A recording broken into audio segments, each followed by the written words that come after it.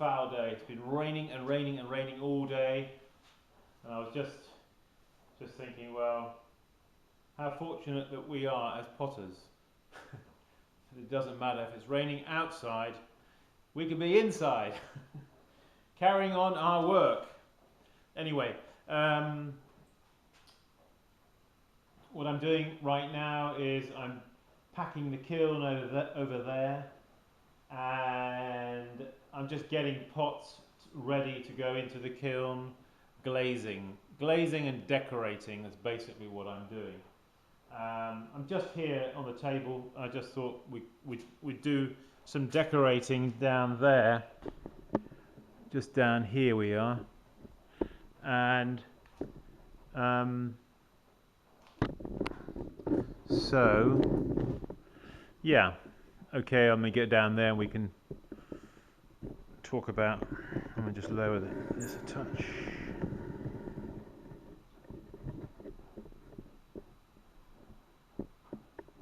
Okay.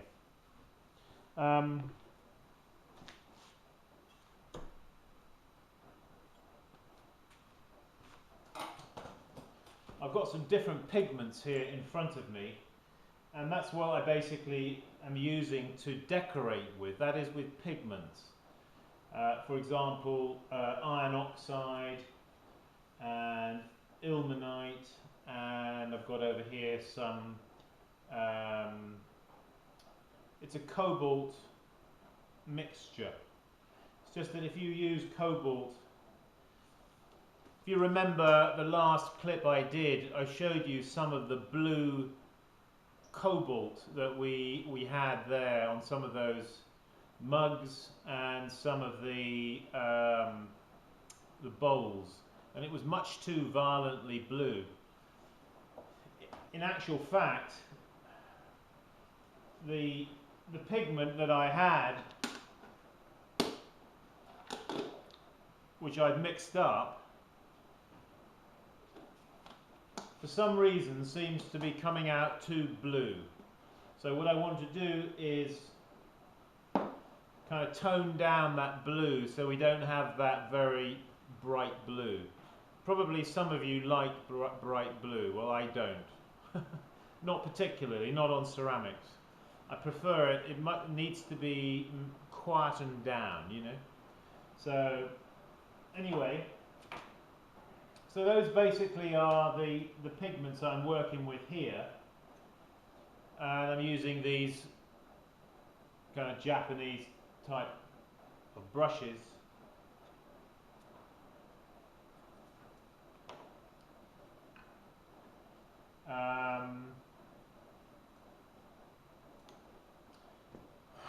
These mugs actually that I've done here, these are Temuku.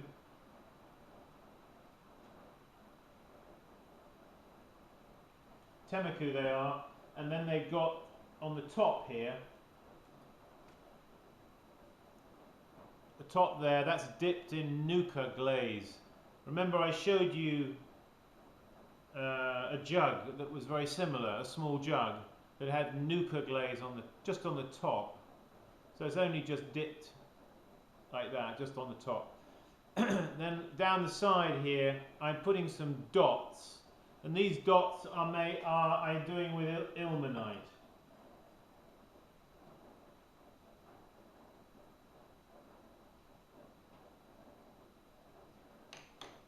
So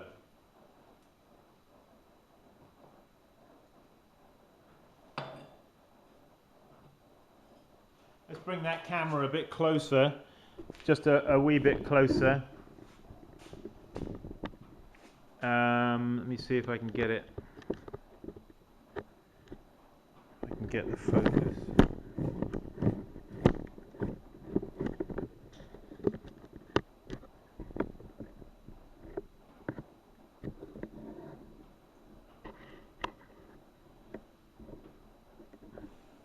Okay.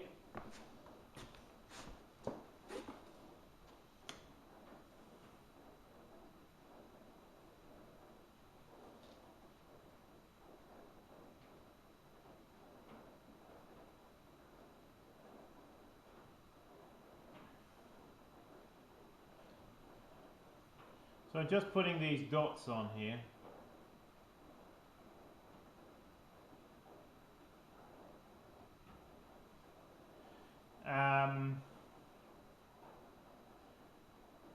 The idea is that the temuku comes out rather black, and where you put the ilmenite, you get that rather a sort of star-spangly, browny, goldy explosion. It's a bit like that.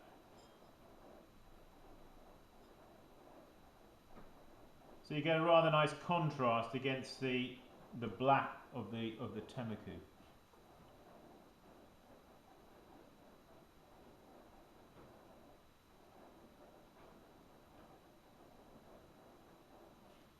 It's a sort of repetitive all over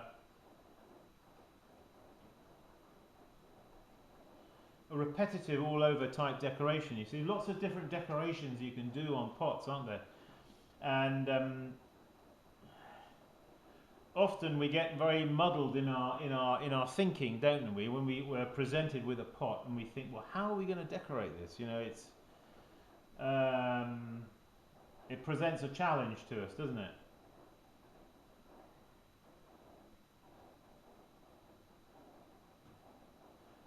Maybe we could talk about that. You know, the different approaches to decoration and how to, you know, how we go about doing that, because it is actually rather important, isn't it? It's all very well we've made a nice pot, we've got a nice form, we've got a nice array of glazes and pigments available to us, but then we make a complete hash of it when we come to applying, because we haven't just got that touch, have we, to know how to do it. Do you ever feel like that? A bit rather inadequate when it comes to decorating and glazing and trying to think of what sort of decoration you want to put on a pot? Well, we all go through those. We all go through that, don't we? There's not one person out there who's a potter who doesn't go through that. We all go through those. So now over here, for example, here,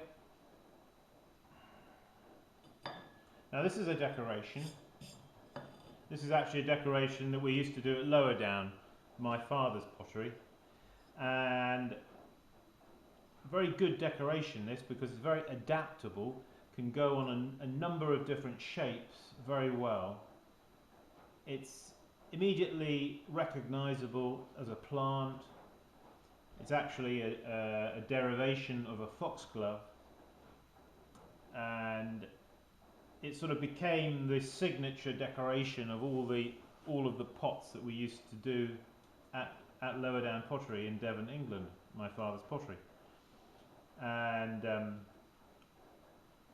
yeah, I do a few of these. It's a good decoration. Occasionally I do.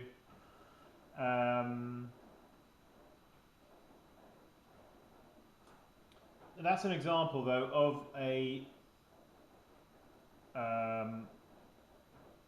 like a one-off decoration on the side of a pot. Because if you think about it, you could do just a single decoration, and then you have to think to yourself, okay, if I'm only going to put one decoration on the pot, where am I going to put it? Am I going to put it here, so that when I'm drinking it's looking at me, I can see it? Or do I want it on the front, or do I want it over here? Well, probably you don't want it on this side. If you're going to put one on this side, though, it then makes you think, well, maybe I ought to balance it out by putting one on the other side. Or you could just put one opposite the handle, and I think that's probably adequate. What I was doing before over here, this is like like an all-over repeat decoration, that also works well. You notice it's got the flint, the nuka here on the top, and just over the handle. The finger goes there just where the nuka is. It somehow, by putting an emphasis, let's say, an emphasis around the top of the pot, it seems to work very well. Now, you can do it like I've done there with the nuka. Another way is to band lines on the banding wheel here. You band lines around, a thick line, say, with a finer line underneath. A little bit of something just over the handle there also works quite well.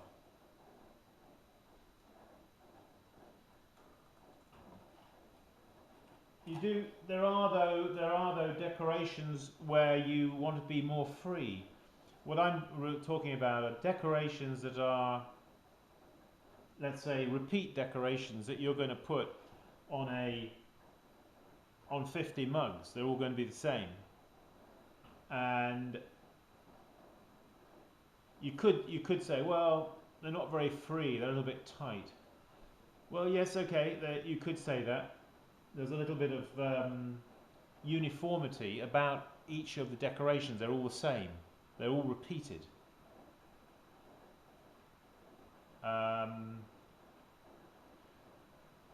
think it's good to be able to do uniform repeated decorations as well as more free designs. More free designs would be typically done more, say, on something like a tea bowl, which is a little bit more loose in its approach. Not such a tight form or not such a tight decoration. More often than not, probably more of a one-off piece. Tea bowls tend to be a little bit individual, and it's more in individual designs that these more free decorations one does. I'm just giving you my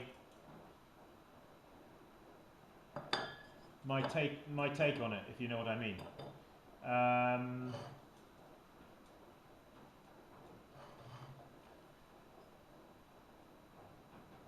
As a production potter, or let's say as somebody who's been trained as a production potter, I realise the need to be able to do repeat designs, because I've got to sell my work, you see, and when you have a repeat design that works, the general public, they like it, they want to come back and buy another. They may want to come back next year and buy another, or 5 years' time and buy another. And it may be that you're still repeating and doing those same decorations. Maybe not. But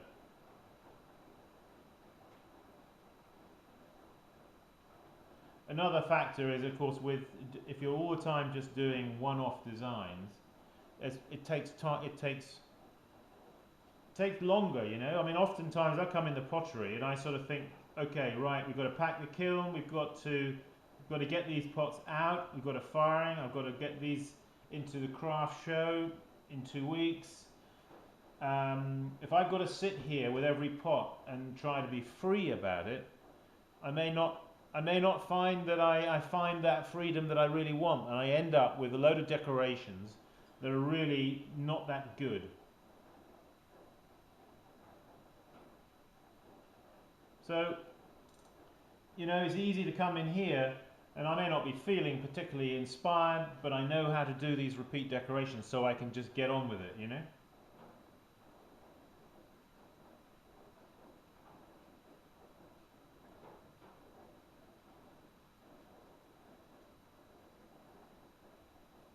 I don't particularly feel like being here today, actually. I'd rather be on the beach, you know. But I wouldn't want to be on a beach in winter, not right today. But you know what I mean. So, repeating we are doing. And now you see this one, I dipped it in the glaze, but I didn't do a very good job of it. And it kind of went into a bit of a, but I thought, well, I don't mind it actually.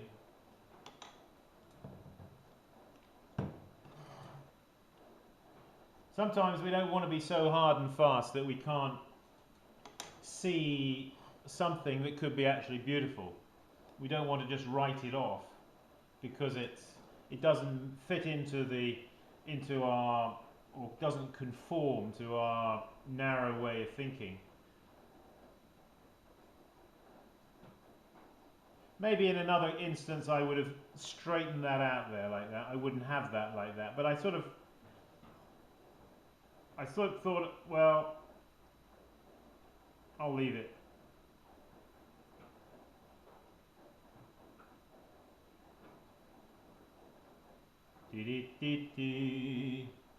Yeah, ilmenite. This is ilmenite.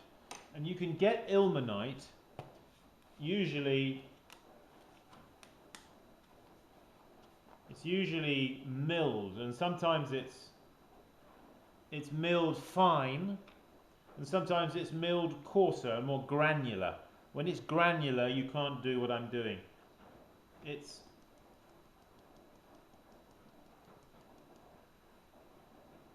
kind of sparkly.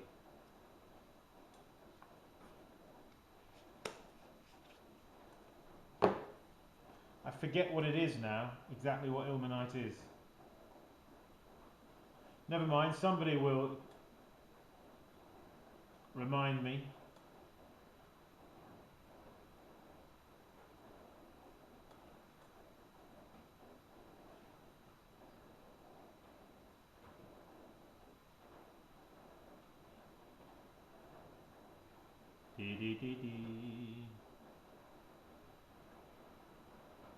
So you see, we're not worrying about this. We're thinking of this maybe as cream or a waterfall.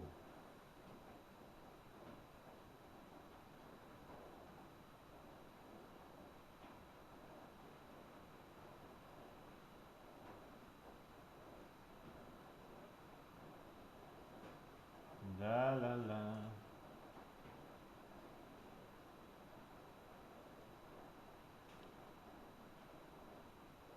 This is actually a good recipe for temeko I'm using here. I showed you in that last clip the orange peel effect. This temeko gives you orange peel if you get the thickness right.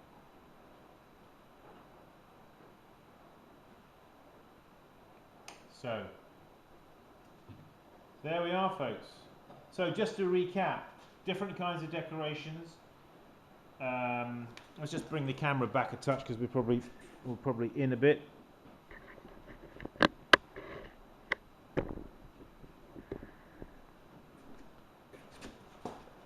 Yeah, different kinds of decorations. Repeat all over, repeating the same pattern, or like a motif type decoration, usually either on either side or in front of the handle. Now that we could repeat it. I mean, I'm talking at the moment about mugs, but you know, whether we're talking about mugs or pictures, big or small, these kind of, I don't call them rules, but they're just sort of basic guidelines that I like to think of. And then there are the more free type of designs, but I don't tend to do those so much on more repeat wear. I tend to do those on more like one-off pieces. Like here's a piece, for example. This is a temeko bowl, It's awaiting a decoration.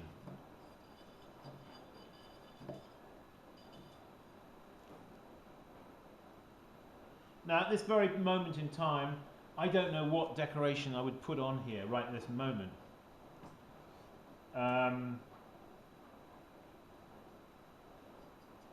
I don't know whether you can see, but it's slightly pinholed. Now you might be tempted to think, oh, I'll rub over the pinholes. Well, if you do that, then be careful, because if you're going to decorate, the surface will then be powdery, and the brush will not flow over the surface of the pot.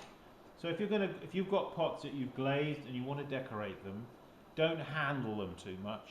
Don't finger them and pick them up and put them down and rub them and all this kind of thing, because if you then come to doing the decoration, you're just going to, you're going to make a mess of it, because the brush isn't going to want to flow over the surface of the pot. But let me just demonstrate here a little bit of banding very quickly. I know we've done this before, haven't we? A bit of banding.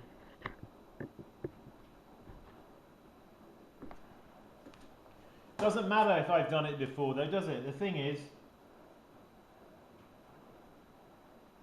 have you done it yourself? Have you practiced it?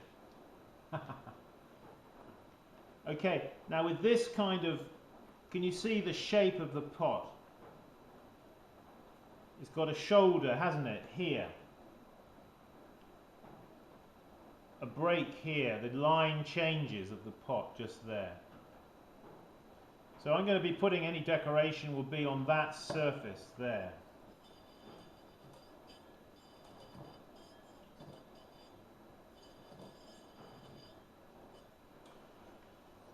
Now if I put, I'm going to put just a couple of lines on this. Okay, so we're going to load up the brush. You want to load up the brush with enough pigment to take it at least one good circle, if possible. Okay,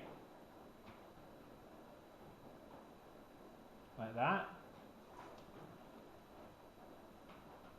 And then we're going to do another one, equidistant but up from the lower portion here.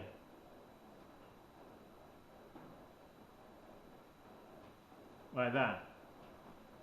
Okay, now that has given us a window. The window is between these two lines where there is going to be some kind of decoration. And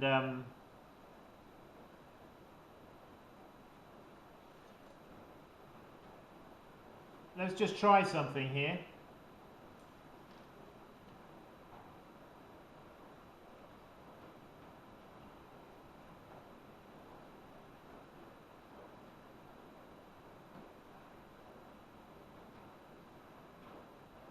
One thing about this ilmenite is it doesn't necessarily flow that well off the brush. Okay, so decorating here. Now what are we going to do? We're going to do just one decoration there, or I'll do another one on the other side. There. And there.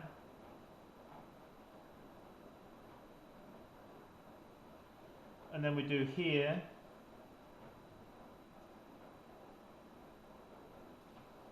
Need a bit more water.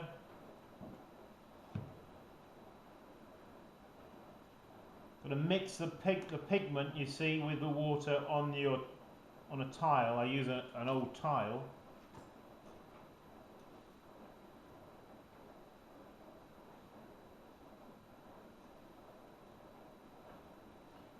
And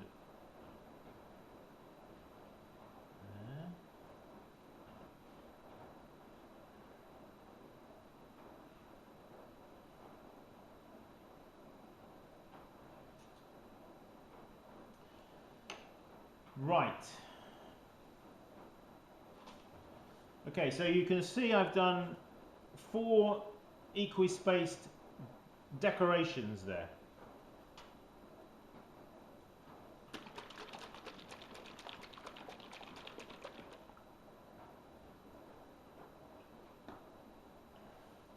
This is a mixture that's going to give me like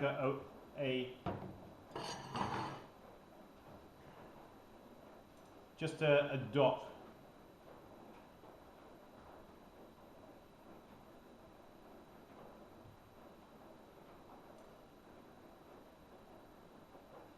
I'm trying to do this so you can see.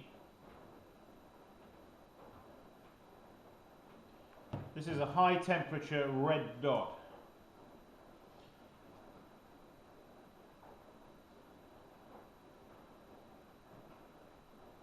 It came out pink in the last video clip I did because I didn't add enough of the red.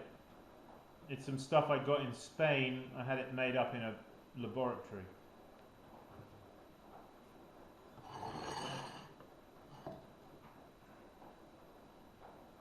So don't ask me what it is. I got it written down somewhere. So there is that.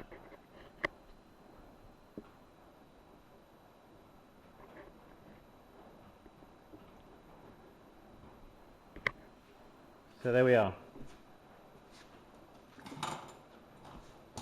You have to try and think about your pot, and generally the tendency that we have is that we want to over decorate. We put too much on, you know, and you just don't leave enough leeway for what the kiln is going to actually produce through the melting of the glaze. And if you over decorate, you then, you know, you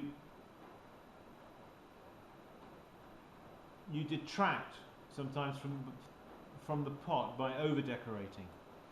So it's better to, I would say it's better to under decorate and leave a little room for the kiln to do its work and work its magic with the glaze, rather than thinking that you've got to fill every space that you can find on the pot with some kind of brushwork or some kind of another colour, hey, another this or another that. Leave a little space. So try to make your pots, I would say, understated. Understate your pots rather than overstate them is a good tip. Okay, well that's it, folks. Simon Leach saying, keep practicing. Please visit our website, simonleachpottery.com. Bye-bye.